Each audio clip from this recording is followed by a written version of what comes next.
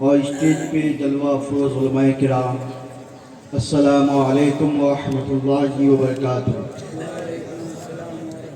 الحمدللہ الحمدللہ الذی خلق الافلاک والارضین، والصلاة والسلام علی صاحب الشریعۃ والقرآن العظیم، وعلى آلہ واصحابہ وابنہ الغوث العظم الجیلانی محی الدین اجمعین، اما بعد، فاعوذ باللہ من الشیطان الرجیم، بسم اللہ الرحمن الرحیم، قل ربی زدنی علما۔ وقال النبی صلی اللہ تعالی علیہ وسلم اذا رؤوا ذکر اللہ، او کما قال۔ صدق اللہ العظیم وصدق رسولہ النبی الکریم، ونحن على ذلك لمن الشاہدین والشاکرین، والحمد للہ رب العالمین۔ غوث اعظم امام التقا والنقا، غوث اعظم امام التقا والنقا، ان کی شان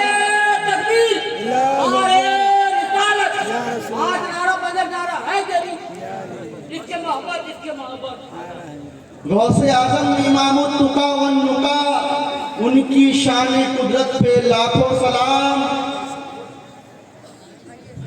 حضرات، میں نے جس آیت کریمہ کی تلاوت کا شرف حاصل کیا، اس پر روشنی ڈالنے سے پہلے آئیے ہم سب مل کر دونوں جہاں کے آقا، ہم سب کے داتا، غریبوں کے غمگسار، مدنی تاجدار، سیاح لامکا، مالک انس و جاہ، سیدی محمد رسول اللہ صلی اللہ تعالی علیہ وسلم کی بارگاہ میں اپنی غلامی کا ثبوت دیتے ہوئے وہ آواز بلند جھوم جھوم کے درود پاک پڑھیں۔ اللہم صلی علی سیدنا شفیعنا حبیبنا مولانا محمد وعلی آلہ وصحبہ وبارک وسلم۔ حضرات، اللہ تبارک و تعالیٰ نے تمام مخلوقات میں سب سے افضل، سب سے بالا رتبہ اگر کسی کو عطا فرمایا وہ انسان ہے۔ پھر انسان میں اللہ تبارک و تعالیٰ نے سب سے اونچی شان جس جماعت کو عطا فرمائی وہ انبیاء کرام ہیں۔ اور انبیاء میں جتنے بھی انبیاء کرام اس خاکدانِ گیتی میں تشریف لائے، سب میں سب سے افضل، سب سے بالا ہمارے سرکار ہیں۔ اور اللہ تعالیٰ نے انہیں سب سے زیادہ علم بھی عطا فرمایا۔ اللہ تعالیٰ نے انہیں عالم ما کان و ما یکون بھی بنایا۔ ساتھ ہی ساتھ یہ بھی ترغیب دی، اے محبوب قل ربی زدنی علما۔ اے محبوب آپ فرمائیں، عرض کریں کہ اے میرے رب مجھے اور علم عطا فرما۔ فرمایا کس سے جا رہا ہے؟ جو نبی تمام نبیوں میں افضل۔ فرمایا کس سے جا رہا ہے؟ جو رسول تمام رسولوں میں افضل۔ فرمایا کس سے جا رہا ہے؟ جس کو عالم ما کان و ما یکون بنایا گیا۔ فرمایا کس سے جا رہا ہے؟ جس کو اللہ تعالیٰ نے اپنے بعد کسی اور کو رتبہ عطا نہ کیا، وہ ہمارے نبی ہیں۔ اسی طرح سرکار کی حدیث پاک بھی ہے، طلب العلم فریضۃ علی کل مسلم۔ علم دین کا حاصل کرنا ہر مسلمان پر فرض ہے۔ اور جس بارگاہ میں ہم حاضر ہیں آج، جس عظیم ذات کی طرف منسوب محفل ہے، جس کو سجایا بسایا گیا، غوث اعظم عبدالقادر، وہ تو مادرزاد ولی تھے۔ اللہ نے ان کو پیدا ہی کیا تھا ولی بنا کر، اور ولی بغیر عالم کے بن نہیں سکتا۔ ولی جو بھی ہے وہ عارف ہے، کیونکہ امام شافعی فرماتے ہیں متخذ اللہ جاہلا ولیہ، کہ اللہ تعالیٰ نے کسی جاہل کو ولی بنایا ہی نہیں۔ اور علامہ مولا علی قاری فرماتے ہیں جو حنفی کے بہت بڑے امام ہیں، بہت بڑے محدث بھی ہیں، فقیہ بھی ہیں، وہ فرماتے ہیں متخذ اللہ جاہلا ولیہ لو اتخذہ علمہ، کہ اللہ نے کسی جاہل کو ولی نہیں بنایا، اگر اس کو ولایت عطا کی تو اس کو علم دین بھی عطا فرمایا۔ میرا غوث تو پیدائشی ولی، میرا غوث مادر زاد ولی، پھر بغداد تشریف لے جا رہے ہیں علم حاصل کرنے کے لیے۔ یہ ذہن دینا چاہتا ہوں کہ غوث اعظم کے بارے میں ہم سنی تو کہتے ہی ہیں، جو ہمارے غیر ہیں، جو کہتے ہیں ولی مجبور لاچار ہے، انہی کے امام ابن تیمیہ کہتا ہے۔ مفہوم بیان کر رہا ہوں جس کو ابو حسن ندوی نے اپنی کتاب میں مذکور کیا ہے۔ کیا لکھتا ہے کہ عبد القادر ایک بہت بڑے شیخ ہیں جن کی کرامت حد تواتر کو پہنچ گئی۔ آپ لوگ سمجھیں گے حد تواتر یعنی جس طرح ہم رات کی ابھی رات ہے نا، اس کا انکار نہیں کر سکتے، جو انکار کرے وہ جاہل ہے، وہ بیوقوف ہے، اسی طرح غوث اعظم کی کرامت کا انکار وہی کرے گا جو بیوقوف ہوگا، اندھا ہوگا۔ کہتا ہے کہ غوث اعظم کی کرامت حد تواتر کو پہنچ گئی، اور ان میں سب سے بڑی کرامت کیا ہے معلوم ہے؟ سب سے بڑی کرامت یہ ہے کہ انہوں نے مردہ دلوں کو زندہ کر دیا۔ غوث اعظم کا رتبہ اللہ اکبر سبیلا۔ امام رفاعی کبیر احمد کبیر رفاعی فرماتے ہیں، جو سلسلہ رفاعیہ کے بانی ہیں، غوث اعظم کے ہم اثر ہیں۔ جب غوث اعظم نے اعلان کیا تھا قدمی ہادی علی رقبت کلی ولی اللہ، وہ اس وقت منبر میں تشریف فرما تھے، اپنے مریدوں کے درمیان خطاب کر رہے تھے، تو انہوں نے اپنے گردن کو جھکایا اور کہا علی رقبت، کہ میرے گردن پہ بھی آپ کا قدم ہے۔ تو مریدوں نے سوال کیا۔ ابھی میں تقریر کرتے کرتے کوئی اور بات کہوں تو لوگ بولیں گے ماں صاحب کہاں چلے گئے، بات کیا کر رہے تھے، کہاں پہنچ گئے؟ ایسے شیخ سے کہا لوگوں نے کہ حضرت آپ تو بیان کچھ اور کر رہے تھے، اچانک گردن جھکا کے آپ نے کیا کہا؟ تو اسی شیخ نے کہا کہ اب بغداد کی سرزمین پہ اللہ کے حکم سے عبد القادر محی الدین نے اعلان کیا ہے کہ میرا یہ قدم تمام اولیاء اللہ کے گردن پر ہے، تو میں نے بھی کہا میری گردن بھی حاضر ہے۔ وہ فرماتے ہیں الشیخ عبد القادر بحر الشریعت عن یمینہ و بحر الطریقت عن یسارہ من ایہما شاء اغترف۔ فرماتے ہیں اور اتنے پہ بس نہیں کرتے ہیں، آگے فرماتے ہیں ولا ثانیہ مثلہ فی عصرنا ھذا۔ فرماتے ہیں کہ اب شیخ عبد القادر شریعت کے سمندر ہے، شریعت کا سمندر ان کے دائیں ہاتھ میں ہے اور طریقت کا سمندر ان کے بائیں ہاتھ میں ہے، جس سمندر سے چاہے پیے۔ کون کہہ رہا ہے؟ وہ امام رفاعی ابھی دنیا میں تشریف نہیں لائے، ان کے ماموں جہاں کے خواب میں ہمارے نبی تشریف لاتے ہیں، دونوں عالم کے سردار تشریف لاتے ہیں اور کہتے ہیں کہ اے صبح 40 دن کے بعد تیرے ایک بہتری بہن کے گھر میں ایک لڑکا پیدا ہوگا، اس کا نام احمد رکھنا اور اس کی تربیت کرنا۔ یہ وہ شخصیت اپنے وقت کے کتب ہیں، وہ فرماتے ہیں کہ غوث اعظم کے دائیں ہاتھ میں شریعت کا سمندر ہے، بائیں ہاتھ میں طریقت کا سمندر ہے، جس سے چائے پیے، اور ہم نے ان کے طرح اپنے زمانے میں کسی کو دیکھا، ان کی طرح تھا ہی نہیں تو دیکھتے کہاں تھے کہ ہم گواہی نہیں دے رہے، اپنے وقت کا یہ کتب گواہی دے رہا ہے۔ اور لوگ سچ سمجھتے ہیں کرامت یہ ہے کہ لوگ آسمان پہ اڑے، کرامت ہے کہ لوگ پانی پہ مصلی بچھا کر نماز پڑھے، کرامت یہ ہے کہ لوگ جو پانی پہ چلے۔ نہیں، ایک واقعہ سناتا ہوں، آپ کو اندازہ ہوگا۔ ولی کی کرامت یہ نہیں ہے۔ رابعہ بصریہ کا نام تو سنا ہوگا آپ لوگوں نے۔ وہ فرماتی ہے کہ میں ایک مٹا دریا کے کنارے سے گزر رہی تھی، ایک شخص کو دیکھا جس نے پانی پہ مصلی بچھا دیا، مصلی بچھا کے نماز پڑھنے کی تیاری کر رہا ہے۔ حضرت رابعہ بصریہ وہ ہوا میں اڑنے لگی اور ان کے سر پہ مصلی بچھایا اور نماز پڑھا۔ یہ پانی پہ پڑھ رہے تھے اور حضرت رابعہ بصریہ اس کے اوپر مصلی بچھا کے نماز پڑھ رہی ہے۔ اللہ اکبر کبیرہ۔ وہ پانی پہ پڑھنے والے ولی نے تعجب سے پوچھا کہ تم کون ہو؟ کہ میں پانی پہ پڑھ رہا ہوں نماز اور تم میرے اوپر ہوا میں معلق ہو کے لٹک کر نماز پڑھ رہی ہو؟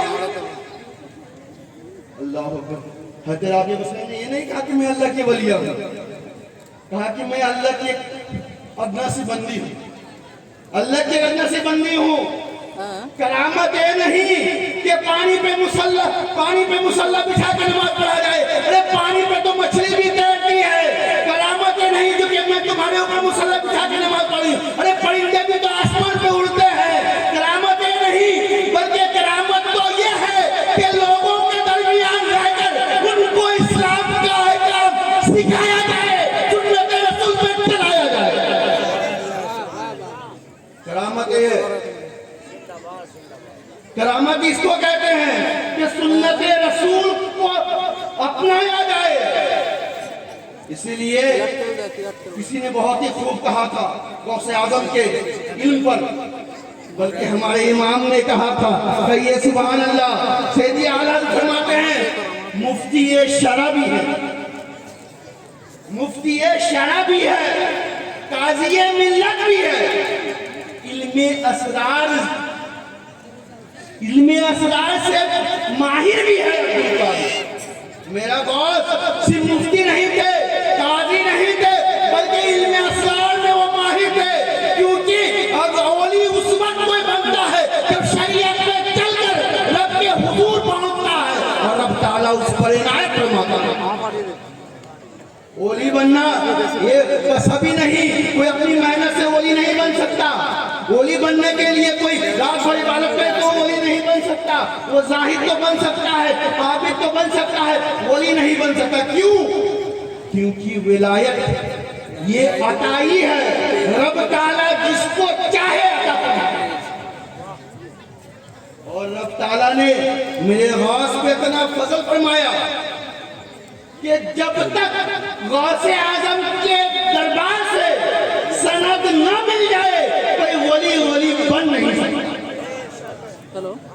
غوث اعظم صرف کرامت والے بزرگ نہیں ہیں، غوث اعظم نے صرف تجربی کشتی کو نہیں اٹھایا، غوث اعظم نے صرف اپنے تقریر کے درمیان بارش کو نہیں روکا، غوث اعظم نے صرف مردوں کو زندہ نہیں کیا، بلکہ غوث اعظم نے مردہ دلوں کو زندہ کیا۔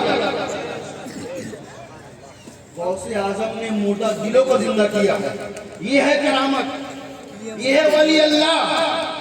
ورنہ آج کل تو ولایت اللہ کو کرنے، ہر مرید اپنے پیر کو ولی بناتے پھر رہے ہیں، ہر مرید اپنے پیر کو ولی بناتے پھر رہے ہیں۔ ایسا نہیں ہے، ولایت یہ رب تعالیٰ کا عطا ہے، رب تعالیٰ جس کو چاہے عطا کرے گا۔ ہمارے آپ کے کہنے سے کوئی ولی نہیں بنتا۔ مجاہد ملت کو جانتے ہیں نا، مجاہد ملت واپس ہو رہے تھے حج سے، جہاز سے اتر رہے تھے تو کسی عربی نے کہا تھا ہذا ولی ولی۔ وہ جانتا نہیں تھا مجاہد ملت کو، کبھی ملاقات نہیں ہوئی تھی، کبھی دیکھا نہیں تھا۔ مجاہد ملت تشریف فرما ہوتے ہیں، جہاز سے اترتے ہیں، وہ عربی کہتا ہے بلند آواز سے ہذا ولی اللہ، ہذا ولی اللہ۔ تو اسی درمیان میں بدایوں شریف کے ایک بہت بڑے عالم تھے مفتی عبدالقدیر صاحب. انہوں نے جب یہ سنا تو کہا مولانا حبیب الرحمان یہ آپ کی کرامت نہیں ہے. تو میرے مجاہد نے کہا یہ میرے غوث کی کرامت ہے. آج ہم اس کو بھلا چکے ہیں. یہی وہ علاقہ ہے ہمیں فخر ہونا چاہیے کہ مجاہد ملت جیسی شخصیت تشریف فرماتے ہیں. مجاہد ملت کے قدم مبارک اس پہ علاقوں سے گزری ہے. ہم نے ان کے نقوش قدم کو بھلا دیا. یہی وہ علاقہ ہے جہاں پہ بڑے بڑے علماء کرام تشریف لائے تھے لیکن ہم نے ان کے احکام کو بھلا دیا. آج ہم جلسہ اس لیے کرتے ہیں کہ فلاں علاقے میں اچھا ہوا ہے ہم اس سے اچھا کریں گے. فلاں نے فلاں کو بلایا ہے ہم اس سے بڑے کو بلائیں گے. یہ چھوڑ دے تقابل, یہ مقابلہ چھوڑ دے, بلکہ جلسہ اس نیت سے کرے کہ ہمیں لوگوں تک اسلام کی باتیں پہنچانی ہے, لوگوں کو شریعت کے کھڑے ہو جائیں آپ حضرات, کھڑے ہو جائیں. نعرہ تکبیر, نعرہ رسالت, نعرہ رسالت. حضرت سید عرف رسول صاحب قبلہ قدوسی دلہا فیضان مفتی اعظم اڑیسہ, نعرہ تکبیر, نعرہ رسالت.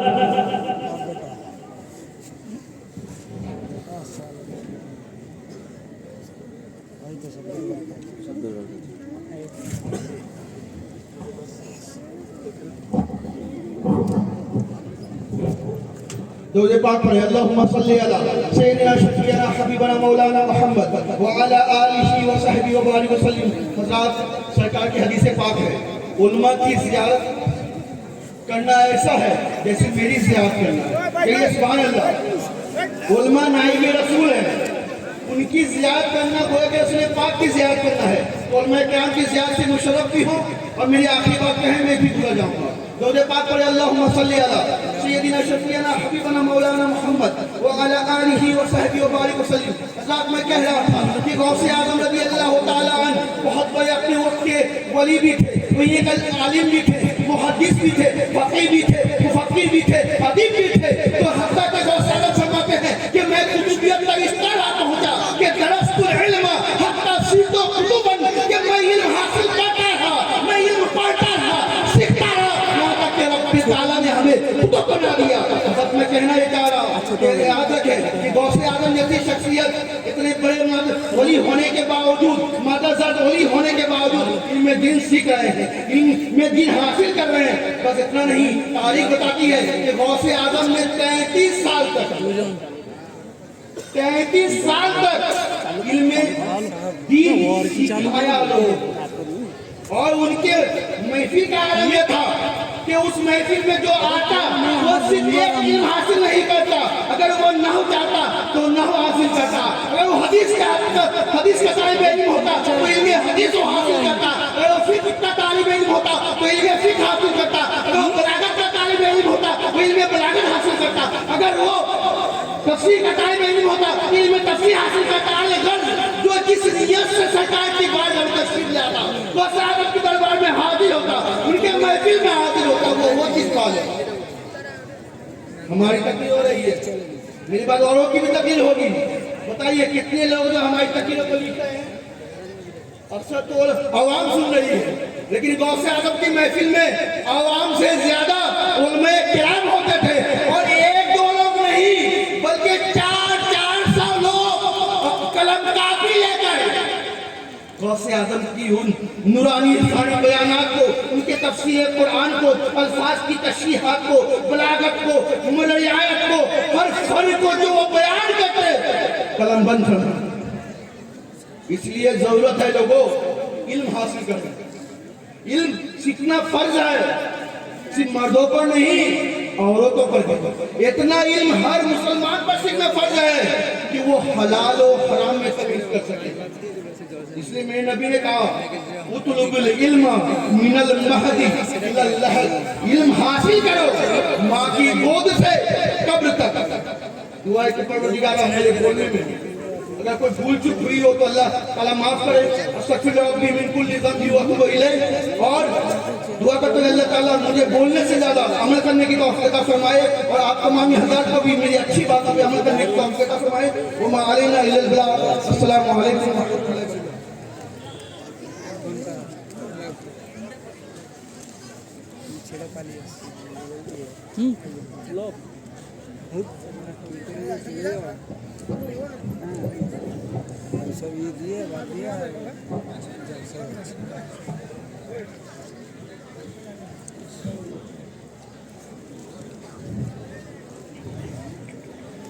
ساری تعریفیں اس وحدہ لا شریک کے نام جو خالق کون و مقام، مالک ارض و سما، کائنات کے ذرے ذرے کا خالق بھی ہے، مالک بھی ہے، حاکم بھی ہے، حکیم بھی ہے، عظیم بھی ہے، معظم بھی ہے، جس کا کلام بھی ہے، واجب الاحترام بھی ہے۔ وہ تب تھا جب کچھ بھی نہیں تھا، وہ تب بھی رہے گا جب کچھ بھی نہیں رہے گا۔ قرآن کا اعلان ہے کل من علیہا فانی ویبقی وجہ ربک ذو الجلال والاکرام۔ ہر چیز فنا ہو جائے گی، باقی رہنے والی ذات صرف خدا کی ذات ہے۔ درود اس رسول ہاشمی کی بارگاہ میں جو وجہ تخلیق کائنات ہے، جو محبوب پروردگار ہیں، جو میری اور آپ کی کشتی حیات کے بنہار ہیں۔ حضرات گرامی، میں یہ چاہتا ہوں اس عقیدے کے ساتھ، اس یقین کے ساتھ آپ ایک مرتبہ درود شریف